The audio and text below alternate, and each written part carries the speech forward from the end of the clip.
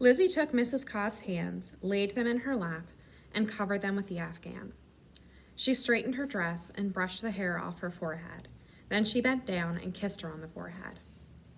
"I'm not sure you're supposed to kiss a dead person," said Turner. "You going to write down her last words? 'Oh, hell, it's warm in here. Get me a ginger ale?' You going to write them down?" "Not going to write down, 'Oh, hell, it's warm in here. Get me a ginger ale.' You going to lie about her last words?" "Yes. You can't lie about somebody's last words, Turner." "I better get my father," he said, and sprinted from Mrs. Cobb's house to the parsonage, from the parsonage to the herd house, and from the herd house to get Dr. Pelham, who came walking about as fast as he could with the black leather case he would not need to open. Lizzie was gone when Turner came into the parlor with the doctor, but Reverend Buckminster was there, and Deacon Hurd, and no end of folks came in while he examined her, though Turner thought anyone with half an eye could tell she had before them gone. Turner was pushed farther and farther back, wondering why they didn't see that Mrs. Cobb would have hated all the fuss, that they were shoving furniture from where it was supposed to be, that they had bunched up the throw rugs in the front hall.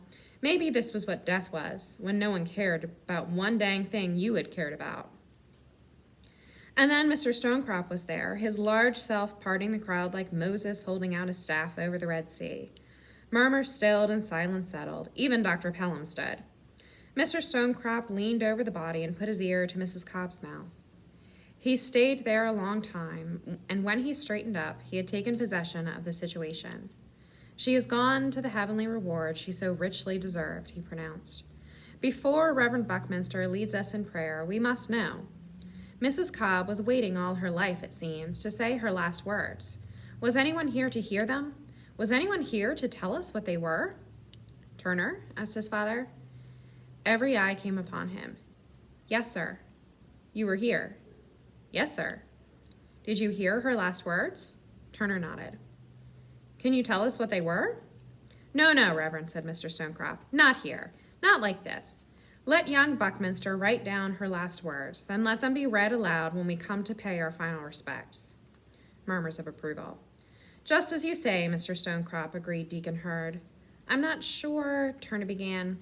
"Perhaps you might lead us in prayer now, Reverend," suggested Mr. Stonecrop. While they all closed their eyes and bowed their heads, Turner went out to the porch. The first snow of the year was just beginning, the flakes so light that they hardly fell. They crystallized in the bright air and hovered, twirled a bit to catch the light on their angles, and then waited for a breeze to waft them away. As people came and went, he sat there, looking across the street at Mrs. Hurd's house, the shutters and door painted green again, thinking how soon it had been after he had met them that Mrs. Hurd and Mrs. Cobb had both lighted out for their own territories. He thought through Mrs. Cobb's last words again. He closed his jacket, hunched his hands into his pockets, and set off to the spot on the shore where he hadn't jumped on that very day he had met Mrs. Cobb. And when he got there, he found Lizzie sitting on the edge of the leap, holding a curl of yellow birch bark. "You know this place?" "I've lived here all my life. You've lived here a few months. You think there's a whole lot of places you know about that I don't?" He sat down beside her. "Lizzie, I never saw anyone die before." "I did. My mother." "Is it always like that? One second she was here and the next second she was gone. I mean, really gone." "That's what it's like." Together they watched as the green sea lulled about. The waves hardly peaked enough to break against the rocks. The snowflakes were bigger now, and they fell more heavily past Lizzie and Turner, their sharp angles slicing into the bulky sea. They disappeared in less than a moment, and the sea hardly noticed them at all.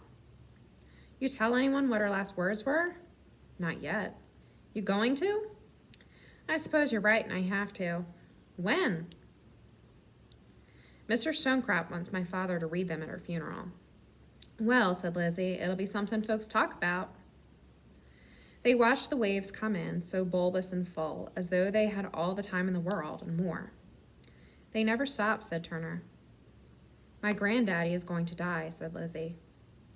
Turner watched the snowflakes fall even faster. Then he reached over and took her cold hand in his.